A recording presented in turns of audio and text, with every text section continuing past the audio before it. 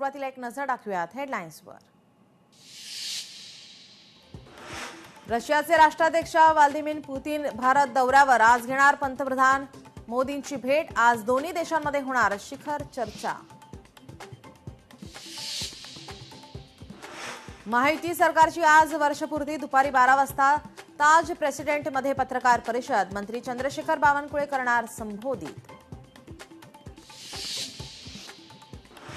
काही नगर परिषदा, नगरपंचायतींच्या निवडणुका ऐनवेळी पुढे। निवडणुका पुढे ढकलण्याच्या आदेशाला सुप्रीम कोर्टात आव्हान, आज तातडीची सुनावणी।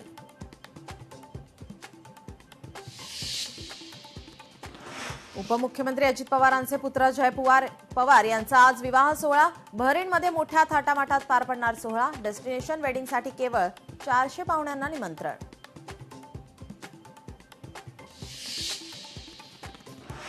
राज्यातील शिक्षक आजपासून आंदोलनाच्या पावित्र्यात, प्रलंबित मागण्या पूर्ण न झाल्याने एल्गार।